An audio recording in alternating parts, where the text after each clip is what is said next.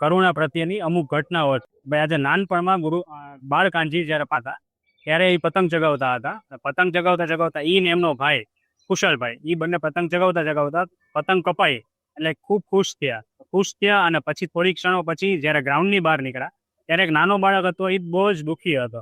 એને પૂછ્યું કે ભાઈ તું કેમ દુઃખી છો? તો ત્યારે બાળકાનજીને કીધું કે ભાઈ પતંગ કપાઈ ગયા એટલે હું દુઃખી છું. કે ભાઈ આ શું થઈ ગયું એમ, એટલે બીજાને દુઃખ કરવામાં મને આનંદ થાય છે, એ કેવું સુખ. એટલે એ જાણી અને એમને એ બાળક પ્રત્યે કરુણા આવી અને એમને આજીવન સંક્રાંતમાં પતંગ ચગાવવાનો ત્યાગ કરેલો. અને એ રીતના જ બીજી વિરોધીઓની છે બે ઘટના કે આજે રાજકોટમાં જ મૂળશંકરભાઈ દેસાઈ કરીને એક વ્યક્તિ હતા. તો એમણે આખું એનું જીવન વિરોધમાં જ વ્યતીત કરેલું. તો જ્યાં પણ વાંચન થાય કાંઈ પણ હોય તો ત્યાં લોકોને મોકલીને વિરોધ કરતા ને એવું બધું ખૂબ જ થતું. તો એ એમની જે છેલ્લી ક્ષણોમાં હતા ત્યારે ગુરુદેવને પત્ર મોકલ્યો કે ભાઈ મારે તમારી માફી માગવી છે. ગુરુદેવે સોનગઢમાં એમનું એ દિવસનું પ્રવચન કેન્સલ કરી અને રાજકોટ માટે રવાના થયા. અને જ્યારે એ રાજકોટ આવ્યા ત્યારે આપણા બધા સાધર્મીઓ એમનો જય જયકારો બોલાવવા જતા હતા. એ પહેલા જ ગુરુદેવે સ્ટોપ કરી દીધા કે નહીં, હમણાં જયકારો ન બોલો, કેમ કે મૂળશંકરભાઈથી ને સહન નહીં થાય. આખું જીવન જેમને વિરોધ કર્યું છે એમનાથી મારો જયકારો સહન નહીં થાય. પછી જ્યારે અંદર ગયા ત્યારે ખૂબ જ ગદગદિત થઈ અને મૂળશંકરભાઈએ કીધું કે આખું જીવન કે આ શું થઈ ગયું મારાથી, તમારા વિરોધમાં જ મારું આખું જીવન વ્યતીત થઈ ગયું. પણ ગુરુદેવે એવું કીધું કે કાંઈ એવા પૂર્વના ભવના કાંઈ લેણા હશે એ બધા પૂરા થયા. તમે આ મને કાંઈ તમારું મનમાં છે નહીં અને એ કાંઈ તમે વિચારો નહીં. અને હવે મેઇન આત્મા જે છે તમે એનું શ્રદ્ધાન કરો અને એ જ રીતનું તમારું બાકીનું જીવન વ્યતીત કરો. એ જ એમની પ્રત્યે કરુણા હતી. એટલે એ એક ભાવ હતો. બીજો એક પ્રસંગ હતો એ મુંબઈનો હતો, જે આઝાદ મેદાનમાં ગુરુદેવની જ્યારે જન્મ જયંતિ હતી ત્યારે બધા એના વિરોધીઓ ખૂબ જ આવી પડ્યા હતા. અને ત્યારે ગુરુદેવે એમ પૂછ્યું કે આ બધા શું કરી રહ્યા છે? તો એ કે આ બધા તમારા વિરોધમાં આવ્યા છે. તો ગુરુદેવે એમ કીધું કે આ બધાના છાયણાની કાંઈક વ્યવસ્થા કરો. એટલે એ ટાઈમે પણ એમને એવો ભાવ આવ્યો કે એ કડકામાં વિરોધ કરે છે, એમને પાસે કંઈક છાયણાની વ્યવસ્થા તમે કરો. એટલે એ રીતનો લોકો પ્રત્યેની જે કરુણા હતી એ એના વ્યક્તિત્વમાં જ પહેલેથી જ હતી. કેમ કે 5 વર્ષથી આપણે જોયું. અને એ જ રીતે સોનગઢની 2 ઘટના છે એ કથન છે. ગુરુદેવ હંમેશ કહેતા કે બધા ભગવાન છે અને બધા ભગવાન થાવ. હવે ગુરુદેવ ખાલી આ બોલવા માટે નહોતા બોલતા, એમના ઘણા એવા જીવનમાં પ્રસંગો છે જેનાથી આ સિદ્ધ થાય છે કે એકચ્યુઅલમાં એ માનતા હતા, ખાલી બોલતા નહોતા. હવે એક સિદ્ધાંત છે વિશ્વમાં કે તરસિયા પાસે કૂવો તરસિયા પાસે ન જાય, તરસિયો કૂવા પાસે જાય. ગુરુદેવના કેસમાં ઊંધું હતું. આજે સોનગઢમાં એટલે જ કહેવાતું કે ગંગા ઉલટી વહે છે. હવે ગુરુદેવની સભામાં 10 થી 15,000 લોકો એ ટાઈમમાં સોનગઢમાં ભેગા થતા એમનું પ્રવચન સાંભળવા. નાકી ખાલી જૈનો પણ ગામો ગામથી બધા લોકો આવતા સાંભળવા. અને આ ગુરુદેવનો તત્વ પ્રચાર ચાલુ રહે સરખી રીતે, તે માટે ગુરુદેવ પોતે ચંદુભાઈને કે પછી રામજીભાઈને એ પૂછતા કે કોઈ સભામાં હિન્દી ભાષી તો નથી ને, કે હિન્દી ભાષી કોઈ તેને કહેવા આવે કે મને ગુજરાતી નથી સમજાતું. તો ગુરુદેવ તે 10,000માંથી તમે માની લ્યો કે 9,999 લોકો ગુજરાતી હશે તોય તે એક જણા માટે તે ગુજરાતીની બદલે હિન્દીમાં પ્રવચન લેતા. એ વખતે હિન્દી શાસ્ત્રો નહોતા, હિન્દીનો ભાવાર્થ નહોતો, હિન્દીમાં અનુવાદ નહોતો. તેઓ પૂછીને પ્રવચન વચ્ચે અટકાવીને એક વર્ડનો અનુવાદ પૂછતા હિન્દીનો અને તે સમજાવતા સભામાં કે તે એક જણો પણ તત્વની પ્રભાવનાથી એ લિપ્ત ન રહે. તો તેવી તો તેમની ધર્મ પ્રભાવનાની ભાવના હતી. બીજો એ હતું કે જીવન દરમિયાન તેમણે આ બધું તો કર્યું જ, પણ જ્યારે અંતિમ ઘડીમાં તેમની તબિયત સારી નહોતી, તમે પ્રવચનમાં પણ સાંભળેલું હશે કે તેમનો અવાજ થોડો એવો થઈ જતો હતો અને કોઈક વાર તો એ બહુ એટલી ઉધરસ ખાતા, એમને 104નો તાવ રહેતો. તો ડૉક્ટરે તેમને કહેલું કે તમે 30 મિનિટ સુધી જ બોલો ખાલી પ્રવચનમાં, બાકી તમે આખો દિવસ ન બોલો કાંઈ. ગુરુદેવ આખો દિવસ મૌન રહેતા. પ્રવચન માટે તેઓ આવતા અને કલાક પ્રવચન લેતા, ભલે ડૉક્ટરે કીધેલું હતું તો પણ. આ વસ્તુ ચાલી અને પછી છેલ્લે જ્યારે તેમને તબિયત તેમની વધારે ખરાબ થઈ ગઈ તો રામજીભાઈ તેમને પ્રવચનમાં વચ્ચે અટકાવીને કહેતા 30 મિનિટે કે બસ ગુરુદેવ 30 મિનિટ થઈ ગઈ છે, હવે રહેવા દે. ગુરુદેવ તો પણ મિનિમમ 45 મિનિટ સુધી એ પ્રવચન કરતા. અને એક દિવસ એવો નથી ગયો કે જ્યારે એમણે પ્રવચન ન લીધું હોય અને આ વસ્તુ જે હતી તે 1 વર્ષની વાત નથી, 45 વર્ષો સુધી એમણે આ કન્ટિન્યુ રાખ્યું અને કોઈને પણ ધર્મ પ્રભાવનાની શાસ્ત્ર પ્રભાવના કે તમે સ્વાધ્યાય છે કે પછી જીન પ્રભાવના કે ગમે તે હોય તેમાં ગુરુદેવે કોઈ દિવસ ઓછું નથી પાડ્યું. હરેક જીવ માટે ક્ષમતા ભાવથી તેમણે ધર્મ પ્રભાવના કરી અને બધાને શાસ્ત્ર સ્વાધ્યાયનો લાભ આપ્યો. જય જીનેન્દ્ર.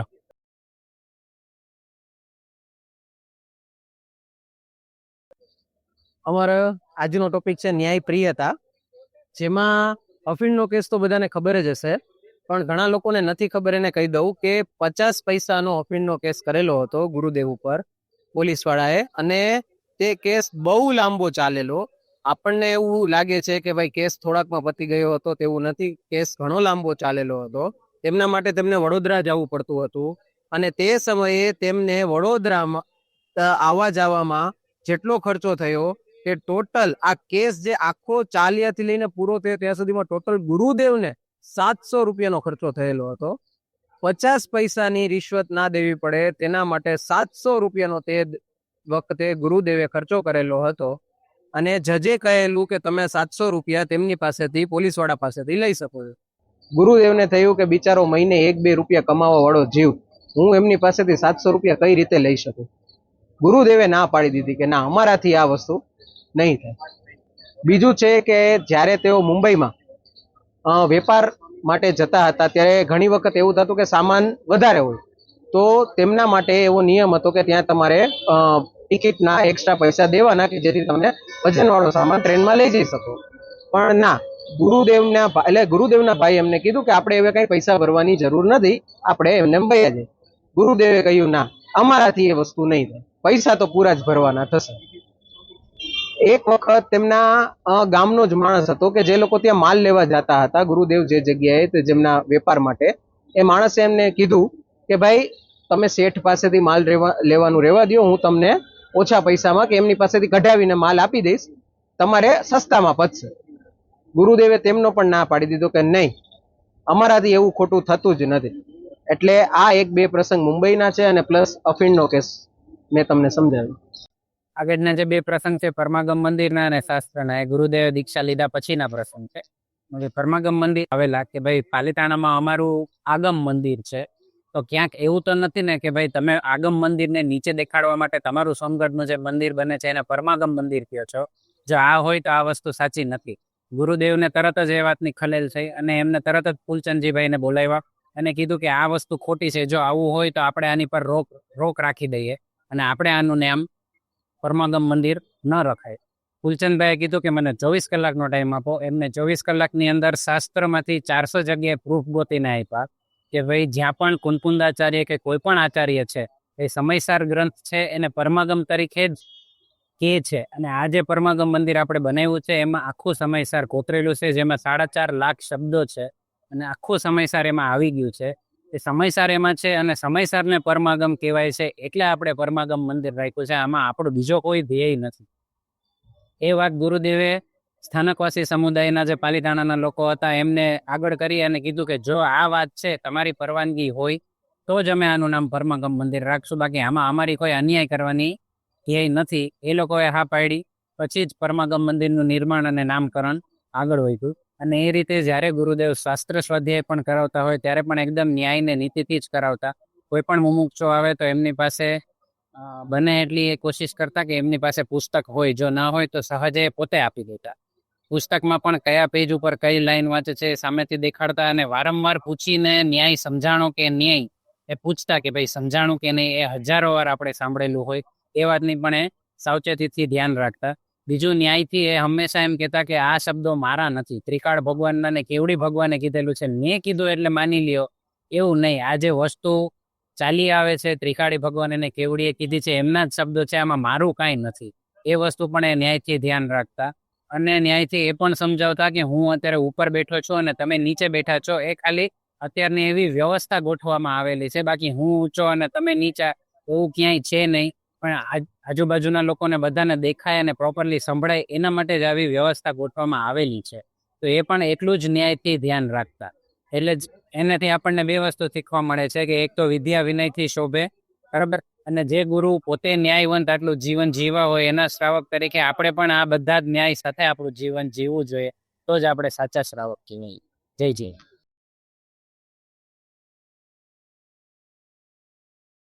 જયજેન્દ્ર, આ જે સ્વપ્ન સંકેત છે, સ્વપ્ન આપણા બે પ્રકારના આપણે જોઈએ, એક મંગળકારી ને એક અમંગળકારી. મંગળકારી એટલે શું? એ રીતના તીર્થંકરના જે માતા હોય એમને 16 સ્વપ્ન આવે. તીર્થંકર તો એમને સંકેત મળે કે એક સારું થવાનું છે, એટલે આપણે કહીએ ને કે તીર્થંકર થવાનું હોય તો 16 સ્વપ્ન એ સારા કહેવાય. અને બીજા એક અલગ અમંગળકારી હોય કે જેમાં ભવિષ્યમાં કંઈક ખરાબ થવાનું હોય. જેવી રીતના કોઈને કોઈ એક્ઝામ્પલ ખબર છે કે કોઈને આવું અમંગળકારી સપનું આવ્યું હોય? હા, સમ્રાટ ચંદ્રગુપ્ત મૌર્ય હતા, એમને એવા સપના આવ્યા હતા કે જેમાં એવું ભવિષ્યમાં કંઈક ખરાબ થવાનું છે એનો એક સંકેત મળ્યો હતો. તો હવે આપણે આજે ગુરુદેવશ્રીના જે સ્વપ્ન છે એના વિશે આપણે થોડુંક વાત કરીએ. કે પહેલું એમને સપનું આવ્યું હતું વિજલકા ગામમાં સન 1914માં. એમને શું દેખાણું હતું કે એમને આકાશમાં શાસ્ત્ર લખેલા પાટિયા દેખાણા હતા. અને વર્ષો પછી પરમાગમ મંદિર બન્યું, અને પરમાગમ મંદિરમાં પછી લોકો એવું મુમુક્ષુ એવું કનેક્શન કરે છે કે ગુરુદેવશ્રીના સપના હારે કંઈક ને કંઈક કનેક્શન છે કે સંકેત આપે છે કે આમાં પરમાગમ મંદિર બનવાનું હશે. પછી એમને એક સપનું આવ્યું હતું શ્રીમદ રાજચંદ્રજીનું, કે જેમાં શ્રીમદ રાજચંદ્રજી એમને 3 ચમચી પાણી પીવડાવે છે એક પછી એક અનુક્રમે, અને ગુરુદેવશ્રી એ પાણી મોઢામાં ભેગું કરીને પી જાય છે. તરત એમની આંખ ઉઘડે છે અને એમને એવું રિયલાઇઝ થાય છે કે આ તો અદ્ભુત અનુભવ હતો, અને એવું લાગ્યું કે એમને સમ્યક દર્શન, સમ્યક જ્ઞાન ને સમ્યક ચરિત્ર, એટલે કે 3 ચમચી પાણીના એમને એવું સંકેત થયું કે આ ત્રણેય મને અદ્ભુત એક આત્મા એટલે કે શ્રીમદ રાજચંદ્રજી પાસેથી એક સાથે મેળવી છે. એટલે એવો અદ્ભુત અનુભવ એમને થયો હતો. અને એટલે પૂજ્ય ગુરુદેવશ્રીએ શ્વેતાંબરમાં દીક્ષા લીધી એના પછી જ એમને એવા સંકેતો આ સપનાઓ થ્રુ મળવા માંડ્યા કે આમાં કાંઈક તો હું ખોટું કરું છું, અથવા તો મારે કાંઈક નવું વિચારવું જોઈએ. જેમ કે આ કીધું કે આ વેજલકા ગામ, એમણે દીક્ષા લીધી હતી 1913માં, ત્યારે એમને કોઈ આકાશમાં જે શાસ્ત્રોના હતા પાટિયા એની સાથે એમને કોઈ કનેક્શન એ ટાઈમે બેસતું નહોતું. એવી જ રીતના રાઈટ એવી જ રીતના વિછિયા ગામમાં 1922માં ત્યારે શ્વેતાંબરના દીક્ષાધારી જે સંત હતા ત્યારે એમને એવું એક સપનું વિછિયામાં ત્યારે એમને એવું એક સપનું આવ્યું કે જેમાં 12.5 કરોડ વાજા વાગતા હતા, અને એકવાર આખો ઓમકાર ધ્વનિ અને એના પછી અડધો ઓમકાર ધ્વનિનો નાદ એમાં વાગ્યો. હવે એ ટાઈમે 1922માં એ શ્વેતાંબરની દીક્ષામાં હતી ત્યારે એમાં કોઈ ઓમ નામનો શબ્દ શ્વેતાંબરમાં હતો નહીં. એમણે 1921માં સમયસાર શાસ્ત્ર મળ્યું ત્યારે એને કુંદકુંદાચાર્યના સમયસાર શાસ્ત્રમાં જે પણ વાંચ્યું હોય એને લઈને એમને કદાચ કાંઈક થઈ શકે, અધરવાઇઝ શ્વેતાંબરમાં કાંઈ હતું નહીં. એટલે એમણે નારાયણભાઈને વાત કરી કે આ રીતના મને ઓમકાર સંભળાય છે સ્વપ્નમાં. તો નારાયણભાઈ એવું કીધું કે કદાચ તમે ભગવાનની વાણી સાંભળીને આવ્યા હોય એવું લાગે છે. એવું જ શ્વેતાંબરની દીક્ષામાં હતા એ ટાઈમે એમને એક મોટો યુવાન, એકવડિયો, સારો કાંધો ધરાવતો ઊંચો વ્યક્તિ કે જે જરીવાળા કપડાં પહેરેલો હતો એવો દેખાણો એમને એ ટાઈમે. જે પછી બેનશ્રીબેનના જાતિ સ્મરણ જ્ઞાનમાં એમ આવ્યું કે આ વિદેશ ક્ષેત્રમાં ફતેમંદ નામના રાજકુમાર હતા, એની સાથે કદાચ કનેક્શન હોય એવું બની શકે છે. તો આવા અધ્યાત્મ દ્રષ્ટા મહાન વ્યક્તિઓ જે હોય એમના સપના અને આપણે જે રેગ્યુલર જીવન જીવતા હોય એમના સપનામાં ઘણો ફેર હોય છે. જય જયન્દ્ર. જય જીનેન્દ્ર.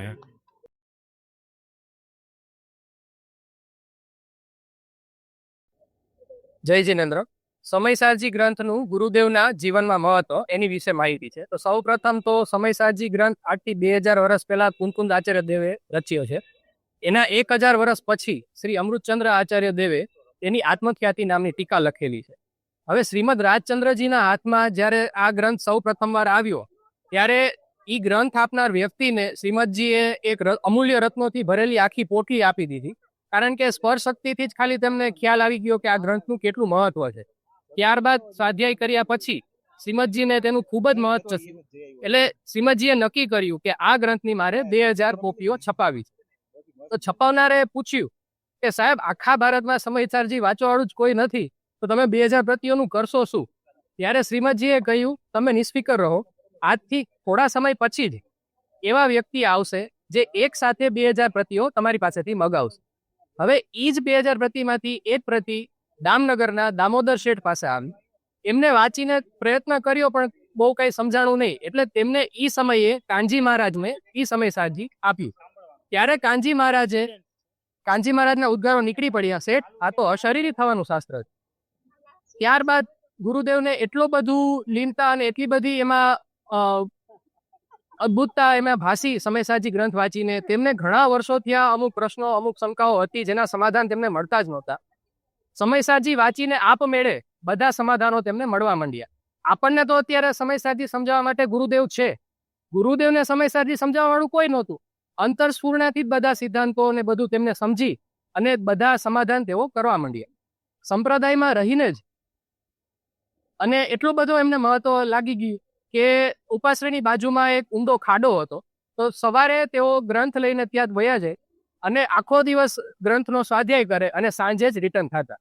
હવે સંપ્રદાયમાં રહીને જ તેઓએ સમયસાજી ગ્રંથ ઉપર સ્વાધ્યાય આપવાનું ચાલુ કરી દીધું. સંવત 1990 રાજકોટમાં 1 થી 99 ગાથાનું સળંગ પ્રવચન તેઓએ સંપ્રદાયમાં રહીને આપ્યું. ત્યારબાદ તેઓ જામનગર ગયા, ત્યાં 100મી ગાથાનું પ્રવચન આપ્યું. ત્યારબાદ તેઓએ પરિવર્તન કર્યું, સંપ્રદાય પરિવર્તન કર્યું. હવે પરિવર્તન કર્યા પછી સ્ટાર ઓફ ઇન્ડિયા મકાનમાં સૌથી પહેલું શાસ્ત્ર સમયસાજી ઉપર જ ગુરુદેવે વ્યાખ્યાન આપ્યું હતું. ત્યારબાદ સોનગઢમાં જ્યારે સ્વાધ્યાય મંદિરની રચના થઈ ત્યારે સૌથી પહેલું શાસ્ત્ર સમયસાજી જ તેઓએ વ્યાખ્યાનમાં લીધું. હવે શાસ્ત્ર તો લેવાનું ચાલુ કરી દીધું, પણ ગુરુદેવની એક નીતિ, સાંભળનારના બધાના હાથમાં પુસ્તક હોવું ફરજિયાત. હવે આટલા બધા પુસ્તક તો કેવી રીતે એક સાથે મળી જાય? ત્યારે ગુરુદેવે કીધું તમે ગોતો, તમે શોધો, તમને મળશે. એટલે મુમુક્ષુ મંડળે શોધ્યું અને ત્યારે જે શ્રીમદજીએ 2000 પ્રતિઓ છપાવેલી હતી તે બધી પ્રતિઓ અહીંયા સોનગઢમાં મગાવી અને છાપનારના આંખમાં આંસુ આવી ગયા કે શ્રીમદજી જે કહીને ગયા હતા કે એવા વ્યક્તિ આવશે જે એક સાથે 2000 પ્રતિઓ મગાવશે, તો એવા વ્યક્તિ આવી ગયા. હવે એ 2000 પ્રતિઓ તો આવી ગઈ સોનગઢ, પણ મુમુક્ષુ દિવસે દિવસે એટલા બધા વધતા ગયા કે એ 2000 પ્રતિ પણ ઓછી પડવા માંડી. તો કરવું શું? તો મુમુક્ષુ મંડળે ફરી એક નિર્ણય કર્યો કે હવે સમયસાજી ગ્રંથ આપણે છપાવવાનું ચાલુ કરવું પડશે. એટલે સૌ પ્રથમ મુંબઈમાં સમયસાજી ગ્રંથ છપાવવાનું સ્ટાર્ટ થયું. હવે તે સમયે સોનગઢમાં સમયસાજી ગ્રંથની એટલી બધી અછત હતી કે પરિવાર દીઠ એક જ ગ્રંથ રાશનની માફકે આપવામાં આવતું હતું સ્વાધ્યાય માટે. હવે ગુરુદેવના જીવનમાં સમયસાજી ગ્રંથનું એટલું બધું મહત્વ હતું કે જ્યાં સુધી તેઓ હયાત રહ્યા ત્યાં સુધી નિયમિત સવારે ઉઠીને સૌથી પહેલું કાર્ય સમયસાજી ગ્રંથને સાષ્ટાંગ પ્રણામ કરવાનું હોય. 90 વર્ષની ઉંમરે પણ તેઓએ સાષ્ટાંગ પ્રણામ કર્યા. બીજું, સોનગઢમાં તે સમયે દિવસમાં 3 વ્યાખ્યાન ચાલતા, તો નિયમિત રોજ 3 વ્યાખ્યાનમાંથી 1 વ્યાખ્યાન સમયસાજી ગ્રંથનું જ લેવું, તે પરંપરા હજી સોનગઢમાં ચાલુ છે. આજે પણ નિયમિત 3 સ્વાધ્યાયમાંથી 1 સ્વાધ્યાય સમયસાજી ગ્રંથ ઉપર જ લેવામાં આવે છે. જય જીનેન્દ્ર.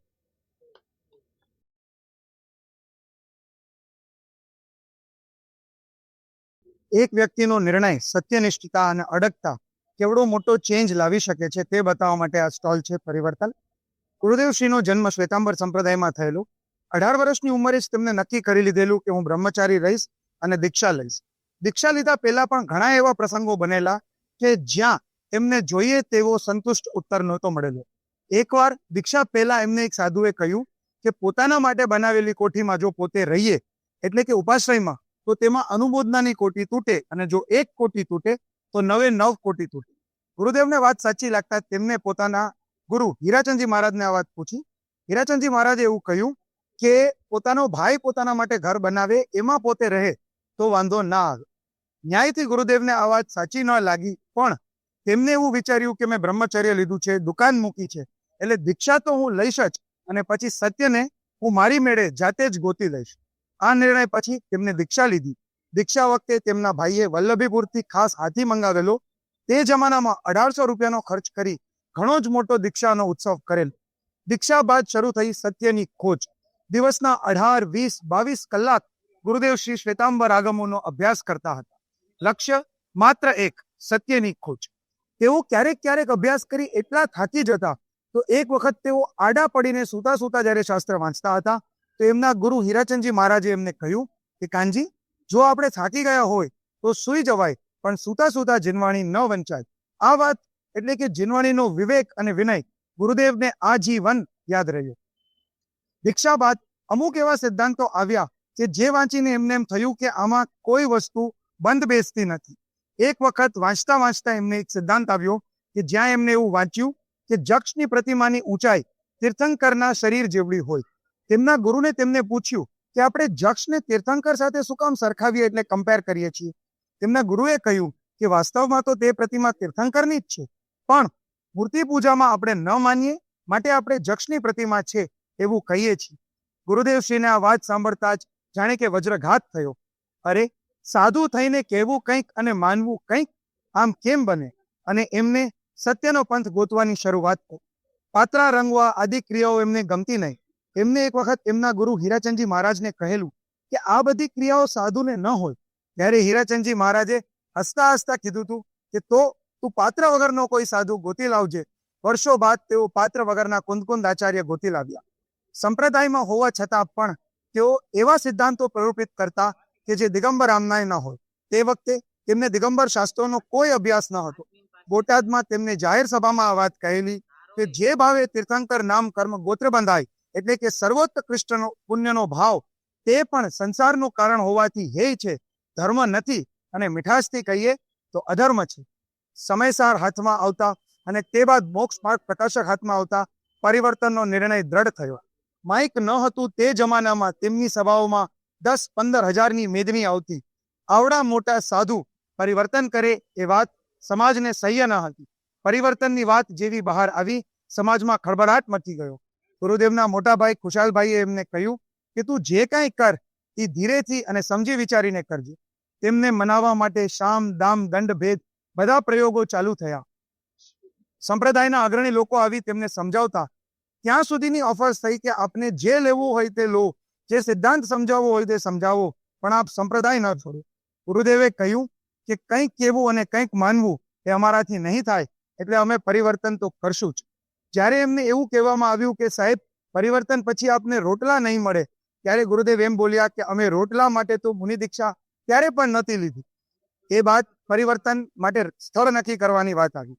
પહેલા પરિવર્તન માટે રાજકોટ એક યોગ્ય સ્થળ જણાનું, પણ પછી એમને એવું લાગ્યું કે રાજકોટ ઘણું મોટું શહેર છે, ઘણા લોકોને પરિવર્તનથી દુઃખ થશે, માટે એક દૂર એકાંત સ્થાન હોવું જોઈએ.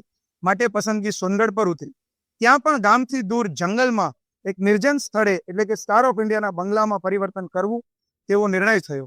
સંવત 1991 ચૈત્ર સુદ 13, એટલે કે ઇન ધ યર 1935, મહાવીર જયંતિના શુભ દિવસે તેમને પાર્શ્વનાથ ભગવાનના છવી સમક્ષ પરિવર્તન કર્યું.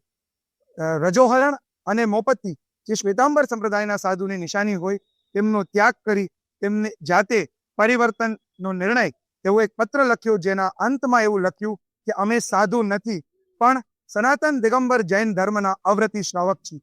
ખરી પરીક્ષા શરૂ થઈ પરિવર્તન પછી.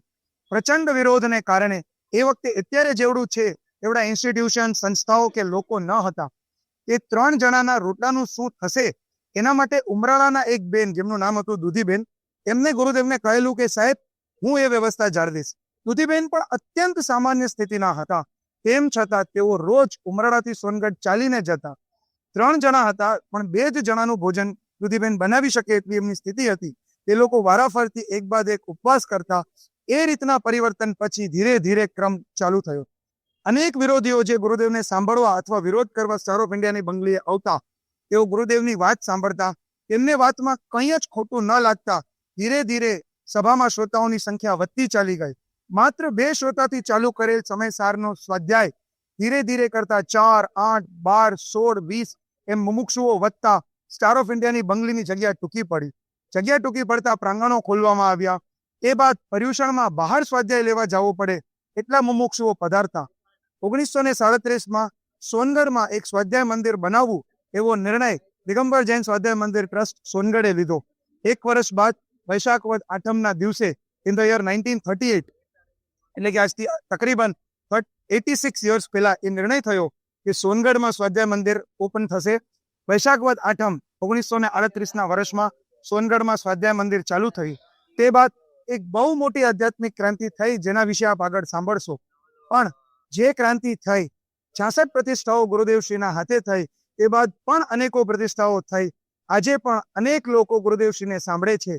અનેક જૈન મંદિરો બન્યા, લાખોની સંખ્યામાં મુમુક્ષુઓના જીવનમાં પરિવર્તન આવ્યું. અનેક મુમુક્ષુઓએ પોતાના આત્મને સાક્ષાત્કાર કર્યો. અનેક લોકોના જીવનમાં કલ્યાણકારી પ્રસંગો બન્યા, બને છે અને બનશે.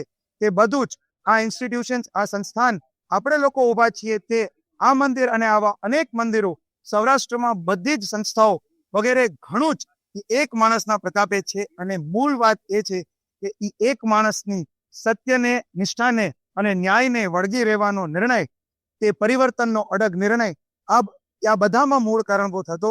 તેથી તે વ્યક્તિ અને તેમની સત્યનિષ્ઠતા અને અડગતા અને આ નિર્ણય વંદનીય છે. માટે અમારો જય જીનેન્દ્ર.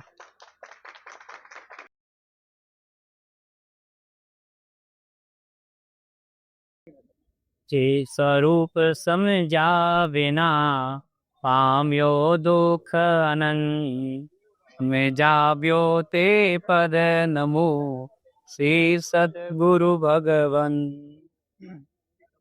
पूज्य गुरुदेव श्री द्वारा की गई अध्यात्म क्रांति, हम देखते हैं कि पूज्य गुरुदेव श्री के जीवन में पुण्य और पवित्रता दोनों की मूर्ति थे।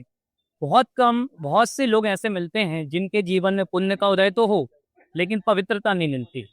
बहुत से जीव ऐसे हैं कि पवित्रता हो लेकिन पुण्य का उदय नहीं मिलता है। लेकिन गुरुदेव श्री ऐसे थे कि जिनके जीवन में पुण्य का भी उदय था और पवित्रता थी, जिसके कारण ही आज जो आध्यात्मिक क्रांति चालू हुई है वो हम देख सकते हैं। हम देख सकते हैं कि पहले सौराष्ट्र में एक भी जैन मंदिर नहीं था, कोई दिगंबर नहीं था। सच्चे देव, सच्चे शास्त्र, सच्चे गुरु कौन होते हैं, उनका क्या स्वरूप होता है, वास्तव में शास्त्र है, शास्त्र का क्या स्वरूप है, हम उससे लाभ कैसे ले सकते, कोई नहीं जानता था। लेकिन परोपकारी श्री गुरुदेव के निमित्त से सौराष्ट्र में नहीं, पूरे देश में, पूरे देश में नहीं, विदेशों में भी अनेक प्रकार के मंदिर बने। जहाँ स्वाध्याय भवन नहीं थे, स्वाध्याय भवन बने। जहाँ प्रवचन नहीं चलते थे, वहाँ प्रवचन प्रारंभ हो गए। पहले समय सार को मात्र मुनियों का ग्रंथ कहा जाता था।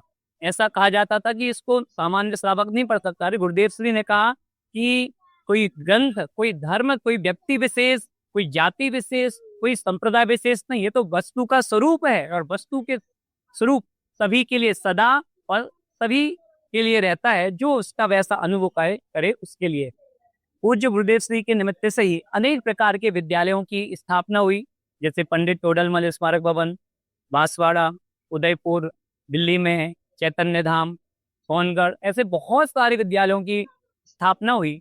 बहुत सारी जहाँ पाठशालाएं नहीं चलती थी वहाँ पाठशालाएं प्रारंभ हुई। और उसमें से भी जो राजकोट की पाठशाला है 70 साल से कंटिन्यू चल रही है, गुरुदेव श्री थे उनके समय से ही तब से प्रारंभ हुई और कंटिन्यूटी। कहीं ऐसा होता है कि पाठशाला चलती तो हैं लेकिन किसी कारण से बीच में रुक जाती है, लेकिन यहाँ की पाठशाला ऐसी है जो तब से प्रारंभ हुई और आज अपने नए नए संसाधनों के द्वारा टेक्नोलॉजी को यूज करके कैसे हम में धर्म के संस्कार हों, कैसे हम अपने आत्मस्वरूप को समझें, इसके लिए बहुत ही प्रयास किया जा रहा है। पहले गुरुदेव श्री ने 45 वर्ष तक कम से कम 52 ग्रंथों पर प्रवचन किए और हर एक भी उनका कोई प्रवचन नहीं होगा जो आत्मा से शुरू, जिसके प्रारंभ में आत्मा, मध्य में आत्मा और अंत में आत्मा ना हो। गुरुदेव श्री के पहले तो लोग अगर आत्मा का नाम सुनते थे तो लोग डरते थे, अरे भूत प्रेत है भाई, इसकी बात कहाँ कर रहे हो। कोई बोलता अरे आत्मा फात्मा कोई चीज होती नहीं है, ये तो सब तो झूठ बोलते हैं। लेकिन गुरुदेव श्री ने बताया कि वो आत्मा कोई और नहीं है, हम ही हैं। कि ऐसे आत्मा का अगर हम श्रद्धा करें, ऐसी आत्मा का ज्ञान करें और वो ऐसी आत्मा में लीन हो जाए तो पामर से हम परमात्म अवस्था को प्राप्त कर सकते हैं। राजकोट को गुरुदेव श्री का पीहर कहा जाता था। क्यों यहाँ बहुत बड़ा शहर था, इसलिए बहुत भीड़ होती थी, इसलिए बहुत पैसे वाले लोग थे, इसलिए नहीं। कि गुरुदेव श्री कहते थे कि जितनी पकड़, सूक्ष्म पकड़ राजकोट के मुमुक्षुओं की है उतनी अन्यत्र दिखाई नहीं दी जाती। मात्र यहाँ सूक्ष्म पकड़ नहीं थी, लोग गंभीर व्यक्तित्व वाले लोग थे और जिस चीज को सुनते थे उसको आचरण में भी करते थे, इसलिए गुरुदेव श्री को राजकोट बहुत प्रिय था। यहाँ पर ही गुरुदेव श्री ने प्रवचन में एक बात कही थी कि पूर्णता के लक्ष्य से की गई शुरुआती वास्तव में सच्ची शुरुआत है।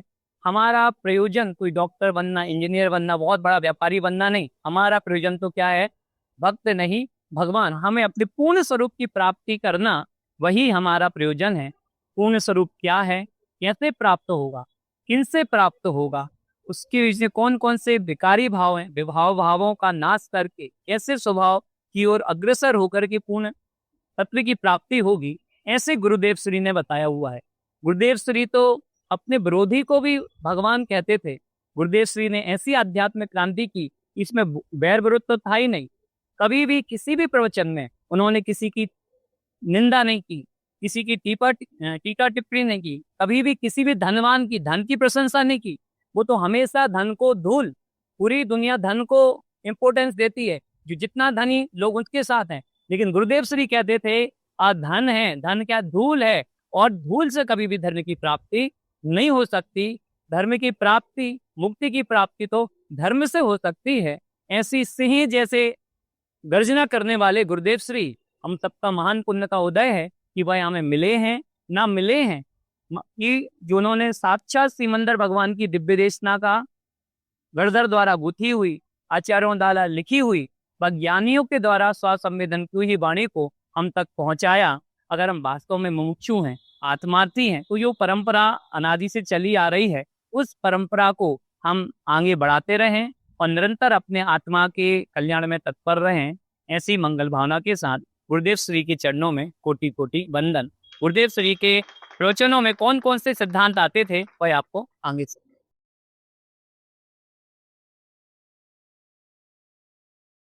ગુરુદેવજીના પ્રવચનો આપણે જે આધ્યાત્મિક ક્રાંતિ વિશે સાંભળ્યું હતું કે ગુરુદેવે આધ્યાત્મિક ક્રાંતિ કરી, તો આધ્યાત્મિક ક્રાંતિ કરી તો એમાં ક્રાંતિ ખરેખર શું છે કે આધ્યાત્મિક ક્રાંતિ કાંઈ બહાર નથી થતી. આધ્યાત્મિક ક્રાંતિ જે સિદ્ધાંતો જે છે તત્વોના, એ સિદ્ધાંતોને સમજવાથી થાય છે. તો આ સિદ્ધાંતો વિશે આપણે થોડું વિચારીએ. તો સિદ્ધાંત કોને કહેવાય છે એ આપણને પહેલાં ખ્યાલ હોય. સિદ્ધાંત કોને કહે છે? પ્રણયકાળ. વેરી ગુડ, બહુ સરસ તમારું ચિંતન છે. શાશ્વત સત્ય હોય, અજ universal truth that cannot B change, એને સિદ્ધાંત કહેવામાં આવે છે. તો એ સિદ્ધાંત આપણને ક્યાંથી સાંભળવા મળે? એ વસ્તુનું સ્વરૂપ છે કે એક ત્રણેય કાળ એક સરખું જ રહે. ત્રણેય કાળ એક સરખું રહે એવું વસ્તુ સ્વરૂપ કેવળ જ્ઞાનના માધ્યમથી જ આપણને જાણવા મળે. એટલે જે કેવળ જ્ઞાની જે સર્વજ્ઞ ભગવાન છે, એની જે દિવ્ય ધ્વનિ ફૂટે, એ દિવ્ય ધ્વનિમાં જ આપણને વસ્તુનું સ્વરૂપ સાચું સાંભળવા મળે છે, અથવા તો જાણવા મળે છે. અત્યારે આપણી પાસે સાક્ષાત ભગવાન તો છે નહીં, પણ કેવળી ભગવાનની પરંપરામાં આપણા જે આચાર્યોએ જે શાસ્ત્રો લખેલા છે, શાસ્ત્રોમાં જે બધી વાણી અને જે લખેલું છે, એ બધું અત્યારે આપણી પાસે શાસ્ત્રોમાં લિપિબદ્ધ હાજર છે. એમાં જ શાસ્ત્રોમાં સિદ્ધાંતો ભરેલા છે. હવે જે સિદ્ધાંતો જે શાસ્ત્રોમાં હતા, એ વર્ષો સુધી શાસ્ત્રો એમને આપણા અલમારીમાં કે કબાટમાં પડેલા હતા, અને આપણે એની પૂજા કરતા હતા, અર્ચના કરતા હતા, એનું વિનય કરતા હતા. પણ એમાં શું સિદ્ધાંતો છે એનો અર્થ આપણે જાણતા ન હતા. એ ગુરુદેવે આપણને ઉદ્ઘાટન કરીને સાચો અર્થ એને આપણને શાસ્ત્રોમાં શું લખેલું છે એ સાચો આપણને અર્થ સમજાવ્યો છે. એમાં ઘણા સિદ્ધાંતો ગુરુદેવે કીધા છે. એમાં મુખ્ય આપણે સિદ્ધાંતનો અર્થ કરીએ તો ગુરુદેવે 5 સિદ્ધાંતો તો ઘણા ચોખવટથી કીધા છે. નિમિત્ત ઉપાદાન, નિશ્ચય વ્યવહાર અને ક્રમબદ્ધ પર્યાય. નિમિત્ત ઉપાદાન વિશે ગુરુદેવે બહુ ઘણી ચોખવટ કરી છે કે પેટ્રોલથી ગાડી ચાલતી નથી, ડ્રાઈવરથી ગાડી ચાલતી નથી, બાઈ રોટલી બનાવતી નથી. તો આવું બધું ગુરુદેવ કહેતા હતા. તો લોકોને બહુ જ આશ્ચર્ય થતો હતો કે આ બધું વસ્તુ સ્વરૂપ શું છે. તો ગુરુદેવ કહેતા હતા કે અણુ અણુ, પરમાણુ પરમાણુ દરેક જગતમાં સ્વતંત્ર છે. જો સ્વતંત્ર ન હોય અને જો એકબીજાને જો કરી શકતું હોય તો આ વસ્તુ સ્વરૂપ જ કોઈ દિવસ કોઈને આખી અનંત દ્રવ્ય તરીકે રહી જ ન શકે. જો એક દ્રવ્ય બીજા દ્રવ્યનું કરે તો ન રહી શકે. એની માટે નિમિત્ત ઉપાદાનનું ઉદાહરણ આપતા હતા. કોઈ પણ વસ્તુ થાય છે એમાં નિમિત્તની હાજરી હોય છે, પણ નિમિત્ત કાંઈ કરી નથી શકતું. ખરેખર વસ્તુનું પરિણમન છે એના ઉપાદાન, સ્વતંત્ર ઉપાદાનથી જ થાય છે. નિશ્ચય વ્યવહારની બાબતમાં કહેતા હતા કે જે વસ્તુ જે નિશ્ચય છે, એ નિશ્ચય તો પોતાનો સ્વભાવ છે. એ પોતાના સ્વભાવને આશ્રય જે પરિણતિ પ્રગટ થાય એ જ ખરેખર નિશ્ચય ધર્મ છે. અને એની સાથે સાથે રહેવાવાળા જે શુભ ભાવના વિકલ્પ છે એને ઉપચારથી ધર્મ કહેવામાં આવે છે. આમાં જે કીધું ને કે એક હોય 3 કાળમાં પરમારથનો પંથ. જે પોતાના આશ્રય, પોતાના આત્માના આશ્રય જે પ્રગટ થાય એ જ પરમાર્થ છે. અને પ્રેરે તે પરમાર્થને તે વ્યવહાર. એ પરમાર્થને જેણે જાણી લીધો છે અને જે જાણે છે, અને ત્યાર પછી એને જે રાગ આવે છે, જે ભક્તિ, દેવગુરુ શાસ્ત્રની પૂજાનો ભક્તિનો ભાવ, એને વ્યવહારથી ઉપચારથી એને ધર્મ કહેવાય છે, પણ ખરેખર માર્ગ તો એક જ છે. એ આપણને ગુરુદેવે બહુ સ્પષ્ટતાથી સમજાવ્યું છે. અને એક પાંચમો બહુ જ મહત્વનો સિદ્ધાંત જે ક્રમબદ્ધ પર્યાય છે, એ કોઈને આખા જગતમાં કોઈને બેસતો નહોતો. એ ગુરુદેવે જ એનું ઉદ્ઘાટન કર્યું. એમાં આપણે સ્પષ્ટપણે અને ડંકાની ટોચ ઉપર કહી શકીએ કે ક્રમબદ્ધ પર્યાય શું છે એ આપણને સમજાવ્યું છે. ઘણા લોકોને ક્રમબદ્ધ પર્યાય અને સર્વજ્ઞતાનો વિશ્વાસ હતો, તો જુદી જુદી રીતે પોતાનો અર્થ પણ કરતા હતા. ઘણા લોકો ગુરુદેવના ગુરુભાઈ હતા, તો એ આવી રીતે ક્રમબદ્ધ પર્યાયનો સર્વજ્ઞતા નિર્ણય કરતા હતો કે સર્વજ્ઞ દીઠું એ પ્રમાણે થશે, તો આપણે તો કઈ પુરુષાર્થ કરવાનો જ રહેતો નથી. તો ગુરુદેવે કીધું કે ભાઈ એવો કાંઈ અર્થ એનો થતો નથી. તો કે એનો અર્થ શું છે? તો આપણે તો પુરુષાર્થ કરી જ ન શકીએ. સર્વજ્ઞ ભગવાને દીઠું છે કે આપણું આ ભવે મોક્ષ થશે, તો એ જ ભવે થવાનો છે. તો અત્યારથી આપણે પુરુષાર્થ કરીને શું ફાયદો, આપણે આત્માને જાણીને? તો ગુરુદેવ કહેતા હતા ભાઈ એવું નથી, તમે સર્વજ્ઞનું પહેલા સ્વરૂપ જાણો. સર્વજ્ઞ શું છે? કે સર્વજ્ઞ જે 3 કાળ 3 લોકને જાણ્યા છે એવા સર્વજ્ઞ છે, એવી તમને સાચી પ્રતીતિ છે? એવી સાચી પ્રતીતિ છે એટલે ખાલી સર્વજ્ઞ 3 કાળ 3 લોક જાણ્યા એવું ખાલી વિચારમાં નહીં, પણ તમને એનો ભાવ ભાષણ છે કે 3 કાળ 3 લોકને જાણવું, એનો મતલબ શું છે? કે 3 કાળ 3 લોકને જે પોતાના એક સમયની જ્ઞાનની પર્યાયમાં જે જાણી શકે, એનું સામર્થ્ય કેટલું છે? એ સામર્થ્ય છે, એ સામર્થ્યને જાણવા માટે એમને વિચારથી કે વિકલ્પથી એ સામર્થ્યને ન પકડી શકાય.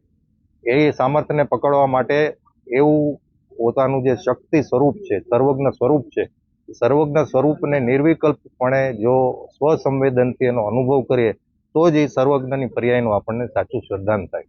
એ સર્વજ્ઞની પર્યાયનું જ્યારે શ્રદ્ધાંત થાય છે, ત્યારે એ આત્માનું જ શ્રદ્ધાંત થાય છે. અને આત્માની સન્મુખ થયા વગર એ સર્વજ્ઞ પર્યાયનું શ્રદ્ધાંત થઈ શકતું નથી. અને સર્વજ્ઞની પર્યાયનું શ્રદ્ધાંત થાય તો એને બરાબર રીતે દરેક દ્રવ્યની પર્યાય ક્રમબદ્ધ પોતાના કાળે સ્વયં થયા જ કરે છે. એનો પાકો નિર્ણય થઈ જાય છે. એટલે એવું કોઈ માની લે કે ક્રમબદ્ધ પર્યાયનો નિર્ણય કરતા અથવા તો સર્વજ્ઞ જેમ થશે એમ થશે, તેમાં આપણે પુરુષાર્થ શું કરવો? તો એવું કાંઈ નથી. ખરેખર તો એમાં પણ પુરુષાર્થ જ સિદ્ધ કરવા માંગે છે કે જેમ કેવડી ભગવાને જોયું, તો આપણા જ્ઞાનમાં જણાવું કે આ જીવ ભવ્ય છે, પણ એને સાથે સાથે પુરુષાર્થ પણ એ જીવનો જોયો છે.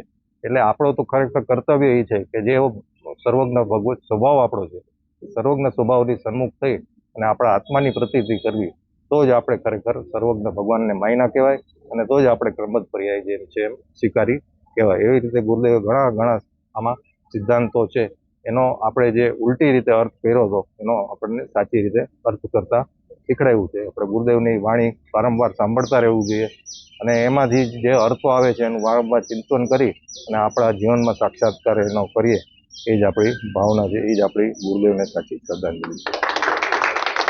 સવાર બપોર સાંજ સુધી દિનચર્યા કરતા હતા. સવારે ગુરુદેવ સૂર્યોદય પહેલા ઉઠી અને કાંઈ પણ કર્યા વગર ઉઠીને સીધા ગુરુદેવને ધ્યાનની જ મુખ્યતા રહેતી હતી. જે તત્વનું પોતાનું ઘૂંટણ ને ચિંતન ને મનન હતું, એની ઉપર જ આખું એનું ગુરુદેવનું જીવન હતું. સવારના 4 વાગે ઉઠી અને પથારીમાં બેઠા બેઠા જ પોતાના ભગવાન આત્માને, અને અંદર પોતાના આત્માને અને બહાર સાચા દેવગુરુ શાસ્ત્રને, બીજું કાંઈ ગુરુદેવના ચિંતનમાં રહેતું નહોતું. એટલે પોતાના ભગવાન આત્માને અને બહાર વિતરાગી ભગવાનને, પંચ પરમેશ્વરીને નમસ્કાર કરી, પ્રણામ કરી, સ્મરણ કરી અને નિત્ય સ્વાધ્યાયમાં આ રીતે 16 ગાથાઓ બોલતા હતા સમયસારની. કારણ કે સમયસાર જ ગુરુદેવનું જીવન હતું. ગુરુદેવે 42 વર્ષ સુધી સમયસારનો સ્વાધ્યાય કરાવ્યો, તો એમાં એક દિવસ પણ એવો નથી કે જાહેરમાં ગુરુદેવે સમયસારનો સ્વાધ્યાય ન કરાવ્યો હોય. બાકી અંદર પોતાના મનનમાં તો સેંકડો હજારો વાર સમયસારનો સ્વાધ્યાય કર્યો, પણ જાહેરમાં પણ આ સમયસારનો સ્વાધ્યાય કર્યો. એટલે સમયસારની 16 ગાથાઓ મુખ્ય છે, એનું પહેલા સ્વાધ્યાય કરતા હતા. પછી પોતાના આત્માની શક્તિઓ કે 47 શક્તિઓનું જે અમૃતચંદ્રાચાર્ય વર્ણન કર્યું છે, પોતાની આત્માની શક્તિઓનું મુખપાઠ કરતા હતા. અને એ શક્તિઓનું વિચાર કરીને પોતાના આત્માનો મહિમા કેવી રીતે આવે, પોતાના આત્માનું સમ્યક દર્શન તો હતું, પણ વિશેષ પોતાનું નિર્વિકલ્પતા પ્રગટ કરવા માટે વિશેષ પોતાની આત્માના વૈભવને આપણે જેમ ખોલીએ છીએ, રોજે રોજ આપણે શેર બજારમાં કંઈક ઇન્વેસ્ટમેન્ટ કર્યું હોય તો કેટલા રૂપિયા વધ્યા, મારી પાસે કેટલું સોનું છે, મારી પાસે કેટલા મકાન છે, એવું બધું જોઈને આપણે કેટલા ખુશ થઈએ છીએ. એવી રીતે ગુરુદેવને પોતાના આત્માનો સાક્ષાત્કાર થઈ ગયો હતો, અને એના જે શક્તિઓ જે અંદરથી પ્રગટ થઈ હતી, શક્તિઓને યાદ કરીને પોતાની મહિમા લાવી અને પોતાની વિતરાગતાની વૃદ્ધિ કરતા હતા. પછી એ જે શક્તિ પ્રગટ થાય છે એની સાથે સાથે જ્ઞાન પણ વિવેકવાળું થઈ જાય છે. સમ્યક દ્રષ્ટિને સમ્યક જ્ઞાનમાં અનંત સોપર પ્રકાશક શક્તિને કારણે એવી બધી પોતાના પરિણામમાં રહેલા વિભાવો પણ દેખાય છે, સ્વભાવના આશરે ઉત્પન્ન થતી નિર્મળ પર્યાયો પણ દેખાય છે. એવી બધી પર્યાયો અને એની યોગ્યતાઓ બધી દેખાય છે. આ પ્રવચનસારની નયોના માધ્યમથી પોતાના આત્માના જેટલા ધર્મો છે એનું પોતે સ્મરણ કરતા હતા અને વિચાર કરતા હતા. પછી અલિંગ ગ્રહણના બોલ છે, એમાં પોતાના આત્માનો જ જે દ્રષ્ટિનો વિષયભૂત આત્મા છે એને કેવી રીતે પોતાના આત્માને જાણવો અને કયા લક્ષણથી આત્માને પકડવો, એ અલિંગ ગ્રહણનો બોલ છે. કે 20 બોલથી અમૃતચંદ્રાચાર્યએ એમાં અલિંગ ગ્રહણના બોલમાં સમજાવ્યું છે. એવો અલિંગ ગ્રહણ નામનું પોતાનું આત્માનું લક્ષણ છે, એનાથી આત્માને કઈ રીતે પકડી શકાય છે એનું બહુ જ સરસ વર્ણન કર્યું છે. એ અલિંગ ગ્રહણના બોલ. પછી 6 અવ્યક્તના બોલ પણ છે. આ બેનો એક જ સરખો અર્થ થાય છે, અલિંગ ગ્રહણ કયો કે અવ્યક્ત કયો. અવ્યક્ત અલિંગ ગ્રહણના બોલ અને પછી શ્રીમદના 10 બોલ કે સ્વદ્રવ્ય પરદ્રવ્ય ભિન્ન છે, સ્વદ્રવ્યના ગ્રાહક થાવ, સ્વદ્રવ્યના રમણ કરો, સ્વદ્રવ્યનો પરદ્રવ્યની ગ્રાહકતા છોડો, પરદ્રવ્યની રમણતા છોડો, એવા શ્રીમદના બોલનો સ્વાધ્યાય કરતા હતા. 24 તીર્થંકર તો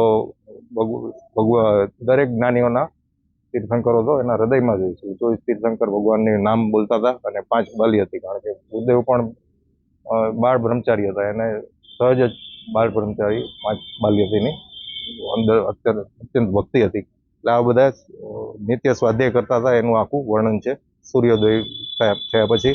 અને પોતે ભગવાનના દર્શન કર્યા પહેલા કોઈ પણ જાતનો આચાર પણ એવો હતો કે કાંઈ પણ આહાર કે એવું કાંઈ લેતા નહોતા. બધું ભગવાનના દર્શન કરી પછી પોતે ઠલે જઈ આવે ને પછી અંદર અહીંયા આવી અને પછી દૂધ ને એવું બધું લેતા હતા. ત્યાર પછી સ્વાધ્યાય કરતા હતા 45 વર્ષ સુધી.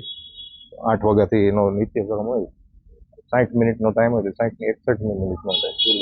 એટલી બધી ઘડિયાળના કાંટે જીવન એમનું, એટલું પવિત્ર જીવન અને શેડ્યુલ વાળું જીવન, એકદમ સંયમિત જીવન હતું. ત્યાર પછી બપોરે ગુરુદેવ થોડી વાર આરામ કરી અને સભા કક્ષમાં કોઈ પણ આવ્યો ન હોય ત્યારે પોતે જ પહેલા જ આવી જાય અને પોતાનું ચિંતન કરે. શું આજે સભામાં આવવાનું છે, કંઈ એવું ગોખવાનું તેવું ગુરુદેવને હતું જ નહીં. જે પોતાના અંદર ભાવોમાં હતું એ જ બહાર પ્રગટ કરી દેતા હતા. એટલે સભામાં આવી અને 10 મિનિટ પોતે ચિંતન કરી અને મુમુક્ષુને અત્યંત પ્રેમથી કરુણાભાવથી આપણા જીવો માટે, ભવ્ય જીવો માટે વાણી 45 વર્ષ સુધી સવાર બપોર સાંજે એક તાવ હોય તોય ગોળી લઈને પણ બેસી જાય. અને પછી આપણા માટે નહીં પણ પોતાના જ માટે ગુરુદેવને કહે કે શેની માટે તમે સ્વાધ્યાય, કે અમે કંઈ બીજાને સંભળાવવા માટે નથી કરતા, અમે તો અમારા પોતાના જ સ્વાધ્યાય માટે આ પ્રવૃત્તિ કરીએ છીએ. જેને જીવોને લાયકાત હશે એ આ સાંભળશે, કોઈ બીજાને સમજાવવાનો એને ગુરુદેવને એવો વિકલ્પ આવતો નહોતો. ત્યાર પછી સાંજના ટાઈમમાં મુમુક્ષુઓ બધા આવતા હોય અને ઘણા લોકો અત્યારે તો આપણને ઘણો ગુરુદેવનો પરિચય થઈ ગયો છે અને આપણને સમજવા માંડ્યું છે. પણ ત્યારે તો બહુ જ બધાને પ્રશ્નો થતા હતા. એટલે ગુરુદેવના સવારને બપોરના પ્રવચન હોય એમાં ફ્લો તૂટે નહીં, એટલે એવો નિયમ રાખ્યો હતો કે રાતના ટાઈમમાં આપણે પ્રવચન ન રાખીએ પણ રાત્રિ ચર્ચા જ રાખીએ. રાત્રિ ચર્ચામાં પણ ગુરુદેવનું એટલું બધું નૈતિક જીવન હતું કે કોઈ લેડીઝને એલાઉડ જ નહોતું. અને રાત્રિ ચર્ચામાં જ્યારે બેસતા હતા ત્યારે મુમુક્ષુઓ બધા પોતપોતાના જે આખા દિવસ દરમિયાન અથવા તો પોતે સ્વાધ્યાય કરતા હોય એમાંથી કોઈને પણ પ્રશ્ન હોય તો ખૂબ કરુણાથી એ પ્રશ્નોનો સમાધાન કરી અને જવાબ આપતા હતા. આવું દૈનિક ગુરુદેવનું જીવન હતું. આવા ગુરુદેવના હસ્તે જે સૌરાષ્ટ્રમાં અને ગુજરાતમાં જેટલા મંદિરો ગુરુદેવના હસ્તે આપણે થયા છે, પ્રતિષ્ઠા થઈ છે, એનું આખું લિસ્ટ છે. ટોટલ 33 મંદિરો ગુરુદેવના હસ્તે આખા આપણે સૌરાષ્ટ્રમાં એક પણ મંદિર નહોતું દિગંબર મંદિર. ત્યાર પછી ગુરુદેવના હસ્તે આટલા મંદિર આપણે સૌરાષ્ટ્રમાં થયા છે. અને અત્યારે તો એના પછી સેંકડો મંદિરો બનાવી ગયા છે. એ બધો એકમાત્ર ગુરુદેવનો પ્રતાપ છે કે જે આપણે આટલા મંદિરો આપણા જે સૌરાષ્ટ્ર શહેર, આપણે સૌરાષ્ટ્ર જેવા લુખ્ખા પ્રદેશમાં પણ આવા આપણને મંદિરો મળી ગયા. એમાં આપણો રાજકોટનો 4થો નંબર છે. સૌથી પહેલા સોનગઢમાં 2 મંદિરની સ્થાપના થઈ, પછી વિછિયા, પછી લાઠીને ભાઈ 5મો નંબર આપણો રાજકોટનો છે. 1950માં આપણે ઇંગ્લિશમાં જોઈએ. આપણો રાજકોટના સદભાગ્ય છે કે ત્યારથી આપણે જે સોનગઢનું મંદિર નાનાભાઈ જસાણીએ બનાવ્યું હતું એ જ મંદિર આપણું રાજકોટનું પણ નાનાભાઈ જસાણીએ રાજકોટમાં છે ભાઈ. એમણે એમના પૈસાના યોગદાનથી અને ગુરુદેવના પુણ્ય પ્રતાપથી આપણે ગુરુદેવને હસ્તે જ આપણે આપણા મંદિરની સ્થાપના થઈ છે. બોલો પરમ ઉપકારી શ્રી સદગુરુ દેવનો જય. गुरुदेव आए रे बड़े ही सौभाग्य से, गुरुदेव आए रे बड़े ही सौभाग्य से, गूंज गया भारत सारा ओंकार नाद से।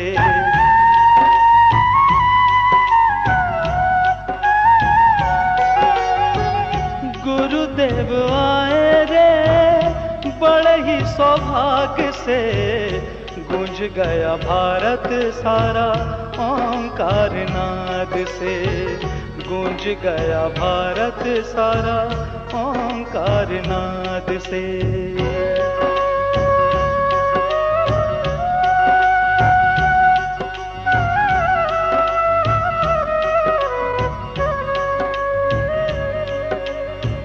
शुभाचार धर्म बनकर बैठा चुपचाप था, वाह व्रत में ही माना मुक्ति का माप था।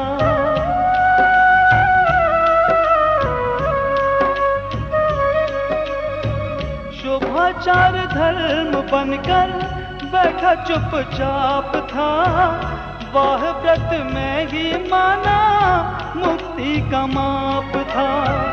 वीतराग ज्ञान जागा तेरे प्रताप से, गूंज गया भारत सारा ओंकार नाद से। गुरुदेव आए रे बड़े ही सौभाग्य से, गूंज गया भारत सारा ओंकार नाद से।